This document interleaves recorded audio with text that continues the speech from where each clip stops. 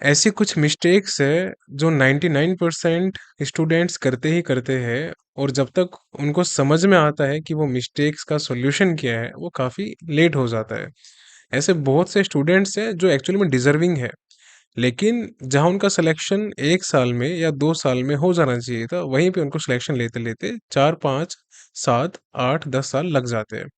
इसका primary reason क्या है, हम उस पे डिस्कस करेंगे। और एक राइट अप्रोच क्या होनी चाहिए जिससे आप कोई भी बैंकिंग एग्ज़ाम क्वालिफ़ाई कर सकें, वेदर इट इज़ पीओ और क्लेरिकल, या कोई भी इंश्योरेंस एग्ज़ाम ही क्यों ना हो। अगला बैंक पीओ अगर आपको बनना है या बैंकर बनना है, तो कुछ इम्पोर्टेंट बातें हैं जो आपको हमेशा याद रखनी है अपनी प्रिपरेशन फेज़ में, और उस पे स्टिक रहना है। तो हम शुरू करते हैं। सबसे पहले हम बात करेंगे मिस्टेक की, और साथ ही साथ हम डिस्कस करेंगे उसका सॉल्यूशन। तो पहली सबसे बड़ी मिस्टेक क्या होती है? सो यहाँ पर हम लिख देते हैं ऊपर मिस्टेक। सबसे इम्पोर्टेंट और सबसे खास बात बैंकिंग एग्ज़ाम की यही है कि यहाँ पर सिलेक्शन लेने के 1000 स्ट्रेटेजी है। सिलेक्शन लेने की यहाँ पर 1000 स्ट्रेटेजीज है, लेकिन आपको 1000 फॉलो नहीं करनी। आपके जो लायक है वो बस एक है जो आपके अकॉर्डिंग सुटेबल हो जाए। तो यहाँ पर आपको क्या नहीं करना, आपको बार बार अपने सोर्स स्विच नहीं करने, बस ये याद रखिएगा। अब ये जो सेंटेंस है सोर्स स्विच करना, ये है क्या? मैंने काफ़ी बच्चों को मिस्टेक करते हुए देखा है कि सपोज़ हम बात करते हैं क्वांट सेक्शन की, तो कोई भी वो क्वांट के टीचर को फ़ॉलो करते हैं, तो पहले एक टीचर को फ़ॉलो करेंगे, फिर उसमें वो एक और टीचर को फ़ॉलो करना शुरू कर देंगे, देन एक और, देन एक और। ऐसे कर के आप कर क्या रहे हो? अपना टाइम खराब कर रहे हो, क्योंकि आपने 3, 4, 5 जो टीचर्स फ़ॉलो किए, उन सभी की जो क्वांट की टीचिंग थी, उसमें 20-21 का ही फ़र्क था, ज़्यादा फ़र्क नहीं था। हो सकता है कि कोई टीचर मेन से क्वेश्चन अच्छे करवा दे, तो कोई आपके फाउंडेशन अच्छे बनवा दे। लेकिन जो बाकी का काम है, वो आप ही का है 99%। जितना आप प्रैक्टिस करोगे, उतनी चीज़ें आपकी स्ट्रेंथन होते जाएगी। तो सबसे पहले आपको कोशिश करनी है कि किसी एक सोर्स पे स्टिक रहना है हर एक सब्जेक्ट में। जब भी आप कोई सोर्स पे जाते हो, स्विच करते हो, पूरी रिसर्च करो कि वो कंटेंट कैसा है, वो सोर्स कैसा है, उसकी क्वालिटी कैसी है, क्या आप उसको रिटेन कर पाओगे, क्या आप उसकी प्रैक्टिस कर पाओगे? ये सभी सवाल आपको खुद से पूछने हैं। खुद से नहीं आते, किसी टीचर से पूछो, या कोई स्टूडेंट जो बहुत ही एक्सपीरियंस्ड है, उस लेवल का है, या फिर वो स्टूडेंट्स जो सेलेक्ट हो चुके हैं, उनसे आप डिस्कस कर सकते हो। तो कोशिश कीजिए कि क्वांट हो, रीजनिंग हो, करंट अफेयर्स हो, या फिर इंग्लिश हो, हमेशा सोर्स एक ही रखिए। अगर वो एक सोर्स भी इन केस रेयरली आपको बिल्कुल भी समझ में नहीं आता, या आपको लगता है कि बहुत ज़्यादा आपके रिगार्डिंग वो ठीक नहीं है, या आप उसको रिटेन नहीं कर पा रहे, आप उसको समझ नहीं पा रहे, उस एक केस में आप एक दूसरे सोर्स को फॉलो कर सकते हैं। लेकिन जब आप दूसरे सोर्स पे फॉलो करने जाएंगे, तो उस पर अच्छे से रिसर्च कीजिए कि आपके सामने यहाँ पर ऑप्शन है 3-4, अब इनमें से आप कौन सा एक ऑप्शन पिक करेंगे, और उसी पे स्टिक रहना है, फिर चेंज नहीं करना। इससे आपका टाइम सेव होगा, और आपका जो टाइम है प्रॉपर वो कंसेप्ट्स को बिल्ड करने पे होगा। क्योंकि टाइम इज सिलेक्शन। अगर आप मान के चलिए अभी का टाइम है, सपोज जुलाई चल रहा है, जुलाई फिनिश होने वाला है। अगर आप जुलाई से लेकर और अक्टूबर दिसंबर तक ये स्विचिंग का गेम खेलते रहेंगे, तो आप अपने कंसेप्ट पे ग्रास्प कैसे करेंगे? वो आप कर ही नहीं पाएंगे। तो ये ध्यान रखिए, ठीक है? आपको मैंने सॉल्यूशन भी दिया है, और ये प्रॉब्लम क्या है, ये आपको मैंने बताया है। 99% स्टूडेंट्स इसी प्रॉब्लम से सफ़र करते हैं। और आप अगर ये वीडियो देख रहे हो, और आपको लगता है कि आप इस कैटेगरी में आते हो, तो संभल जाइए, ऐसी गलती मत कीजिए, क्योंकि ये जो चीज़ें हैं, ये आपका सिलेक्शन डिले करवा रही है। अब दूसरी मिस्टेक की बात करते हैं। दूसरी मिस्टेक क्या है? Listening everyone. ये सबसे बड़ा एक रोग है कि आप हर किसी को सुनना शुरू कर देते हैं, चाहे वो आपका फ्रेंड हो, सोशल मीडिया प्लेटफ़ॉर्म हो, यूट्यूब हो, इंस्टाग्राम हो, एक्स-वाई-ज़ेड। देखिए, हर किसी को सुनने के बाद आपको खुद भी ऑब्ज़र्व करना होता है। सेल्फ ऑब्जर्वेशन करो कि उस एक पर्टिकुलर इंसान की बातों में, या उस वीडियो में, इंक्लूडिंग दिस वीडियो, आपके काम की बातें क्या है। बस उस काम की बातें जो आपको नहीं मालूम, उसको नोट डाउन कर लो, ठीक है? और वो वही बातें नोट डाउन करो जिस पे आपको विश्वास हो कि हाँ, ये जो इंसान बता रहा है ये हेल्पफुल रहेगा। ऐसा नहीं है कि आपने 10 जगह जाके वीडियोस देखी और उन्हीं को फॉलो करना शुरू कर दिया। 4 दिन एक को फॉलो किया, देन 5 दिन एक को, देन 4 दिन एक, देन 5 दिन एक। ऐसा मत कीजिए। और ना ही किसी की टू डू लिस्ट को फालतू में फॉलो करना है। ये हमारा तीसरा पॉइंट है।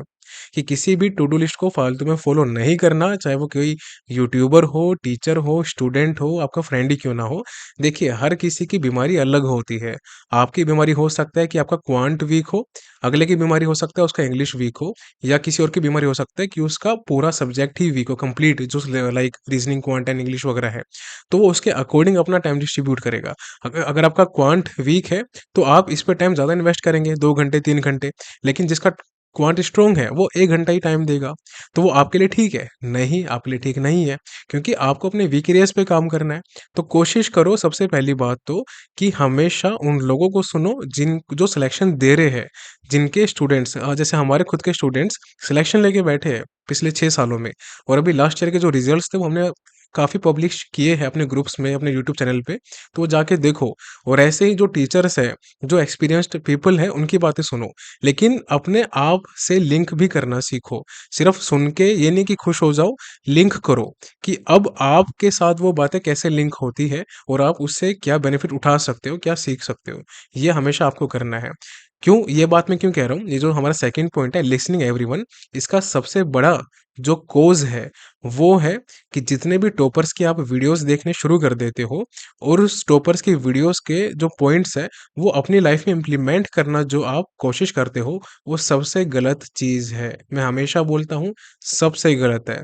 पहले आप खुद को ऑब्ज़र्व करो ना, आप अगर ग्रेजुएटेड हो और ऑफ़िसर बनने वाले हो, तो इतनी तो आपको एक सेंस होनी चाहिए कि आपको मालूम होना चाहिए कि आपका वीक एरिया क्या है, आपका स्ट्रॉन्ग एरिया क्या है और आप एवरेज एरिया में किसको रखते हो। अगर आपका वीक एरिया सपोज़ क्वांट है या फिर इंग्लिश है, तो हमेशा वीक एरिया को टाइम ज़्यादा देना है, एफर्ट ज़्यादा देना है। जो आपका स्ट्रॉन्ग है, उसको एज़ इट इज़ चलने दीजिए, तो उसकी प्रैक्टिस जैसी चल रही है वैसे चलने दीजिए, और जो एवरेज है उसको और ज़्यादा स्ट्रॉन्ग करने की कोशिश कीजिए। तो जब अल्टीमेटली आपका वीक भी स्ट्रॉन्ग में आना शुरू हो जाएगा, या कम से कम एवरेज भी आएगा, और आपका स्ट्रॉन्ग तो स्ट्रॉन्ग रहेगा और एवरेज भी आपका स्ट्रॉन्ग हो जाएगा, तो सिलेक्शन तो आपका होना ही होना है। फिर चाहे वो प्रीलिम से क्यों ना हो या मेन से क्यों ना हो। चीज़ें आपके सामने रखी हुई है, आपको 10 जगह जाके 100 जगह जाके सुनने की ज़रूरत नहीं है। आपको पता है कि आपके मॉक में परसेंटाइल क्या आ रहे हैं। अगर आपका परसेंटाइल आज 50 आ रहा है, 40 आ रहा है, 60 आ रहा है, तो आप उसको तभी इंक्रीज़ कर सकते हैं जब आप एफर्ट करेंगे। और अवॉइड करने का मैंने तरीका बता दिया, काफ़ी बार मैंने रिपीट किया है कि अगर आपको प्री में परसेंटाइल बूस्ट अप करना है, तो ज़्यादा से ज़्यादा मॉक्स लगाओ, और मॉक्स की जब बात आती है, तो फुल मॉक लगाओ। सेक्शनल के पीछे मत भागो, कोई फ़ायदा नहीं है। 3 से 4, 5, 6 मॉक डेली लगाओ, मैं आपको ओपन चैलेंज करता हूँ, आपका परसेंटाइल 40, 30 कितना भी क्यों ना हो, 90 आराम से आना शुरू कर देगा विदिन 8 टू 10 वीक्स, कोई नहीं रोक पाएगा। बच्चों के आते हैं काफ़ी ज़्यादा। तो ये सेकंड चीज़ ध्यान रखो कि हमेशा पहले खुद की सुनो, उसके बाद दूसरे की सुनो, और फिर वो अप्लाई करो, लिंक करो। तीसरी चीज़, ये जो टू डू लिस्ट वाला काम है ना, ये कृपया करके बंद कर दो। मैक्सिमम जो कारण है फेलियर्स का बच्चों का, वो यही है कि हमको 5 से 7 करंट अफेयर्स करनी है, 7 से 9 हमको इंग्लिश करनी है, 9 से 12 मैथ करनी है, 12 से 4 बजे तक हमको करंट अफेयर्स अगेन रिवाइज़ करनी है, देन 4 से 6 ये सब चीज़ें करना बंद कर दो, बच्चे वाले काम है। ये जो टाइम टेबल है, वो कभी फॉलो हुआ भी नहीं है, ना ही कभी होगा। ये बात आपको भी मालूम है। जो बच्चे फ़ॉलो कर रहे होंगे, जो बच्चे तैयारी कर रहे होंगे, तो सर करना क्या है? तो आप ये जो टू डू लिस्ट की जगह है ना, इसकी जगह आप सबसे बेटर है कि आप फ़ॉलो कीजिए अपनी शेड्यूलिंग। शेड्यूलिंग समझते हैं क्या होती है? तो अपनी खुद की शेड्यूलिंग बनाइए, जैसे कि जो मॉर्निंग का टाइम है, उसमें सपोज़ कि मैं 4 घंटे स्टडी कर सकता हूँ। जो नून का टाइम है, उसमें मैं 4 घंटे अगेन स्टडी कर सकता हूँ, और जो इवनिंग का टाइम है, उसमें बस मैं 2 घंटे स्टडी कर सकता हूँ। तो मेरे पास कुल मिला के 10 घंटे का टाइम है। अब मुझे पता है कि मेरा सबसे वीक एरिया क्या है, वो है क्वांट सेक्शन या फिर इंग्लिश सेक्शन।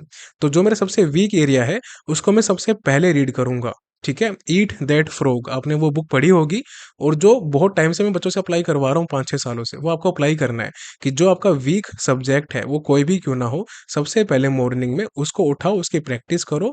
अगर करंट अफेयर्स वीक है, तो उसको याद करना शुरू करो, रिवीजन करो। नून में आपको वो सब्जेक्ट प्रैक्टिस करने हैं जो आपके एवरेज है, और इवनिंग में क्योंकि हमारा माइंड काफ़ी एग्जॉस्ट हो जाता है, तब जाके आप स्ट्रॉन्ग सब्जेक्ट की प्रैक्टिस कर लो, कोई इशू नहीं है। अब आप एक सही डायरेक्शन में चल रहे हो, राइट अप्रोच के साथ। ये आपको कोशिश करनी है करने की। अब मॉर्निंग में चाहे मैं 4 बजे से लेकर 5 तक स्टडी करूँ, फिर मैं चाहे 7 से लेकर 11 तक स्टडी करूँ, मेरे 4 घंटे पूरे हो गए। डज़न्ट मैटर अब कौन क्या बोल रहा है, मुझे कोई टाइम टेबल फ़ॉलो नहीं करना, कोई भी हेडेक नहीं है फालतू की कि मुझे 5 बजे से 6 तक ये करना है, 6 से 8 मुझे ये करना है। अरे! खाना भी खाना होता है, साँस भी लेनी होती है, उठना भी होता है बीच में और कोशिश किया करो हर 1 घंटे की स्टडी के बाद 10 मिनट का गैप लिया करो। उस 10 मिनट के गैप में कृपया करके रील्स वगैरह स्क्रॉल नहीं करना। क्लोज़ योर आइज़ और आराम से मेडिटेशन करो या थोड़ा-सा जाके वॉकिंग कर लो 5-10 मिनट आस-पास और फिर अगेन आके पढ़ना शुरू कर दो। ये नहीं कि आप सिर्फ़ 4 घंटे, 5 घंटे, 6 घंटे लगातार बैठे हो पागलों की तरह, वो सस्टेनेबल नहीं है। 3 दिन कर लोगे, 8 दिन कर लोगे, 15 दिन कर लोगे, लेकिन लॉन्ग टर्म में वो चीज़ अचीव नहीं हो पाएगी।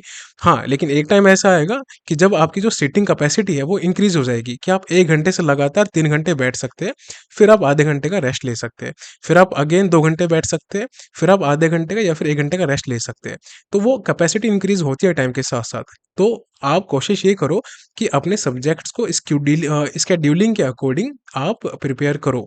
हमेशा वीक सब्जेक्ट को मॉर्निंग में करो या जब भी आप उठते हो, अगर आप रात को सोते हो सपोज़ अगर आप लेट नाइट सोते हो 4 बजे, 5 बजे, 6 बजे सुबह, तो जब भी आप उठोगे नून में, तो नून में सबसे पहले आपको अपना स्ट्रॉन्ग जो आपका वीक सब्जेक्ट है, वो स्टडी करना है। उसके बाद जो मैंने बताई थी शेड्यूलिंग वो आपको same as it is follow करनी है। अब हर किसी का सोने का टाइम, उठने का टाइम अलग-अलग होता है, मैटर नहीं करता। बस कहने का मतलब ये है कि आपकी नींद जब कंप्लीट हो जाती है, उसके उठने के बाद सबसे पहले अपने वीक सब्जेक्ट को टाइम दो। अगर आपके सभी सब्जेक्ट एवरेज है और आपका कोई एक स्ट्रॉन्ग है, तो कोई दिक्कत नहीं है, मॉक लगाना शुरू कर दो। जैसे ही उठोगे सबसे पहले एक मॉक लगाओ, ऐसा भी कर सकते हो आप। उसके बाद अपने क्वांट, इंग्लिश जो भी आपकी वीक सब्जेक्ट है उनकी प्रैक्टिस करो। अगर आप और मॉक लगाना चाह रहे हो 3, 4, 5 तो वो भी लगा सकते हो, कोई हार्ड एंड फास्ट रूल नहीं है।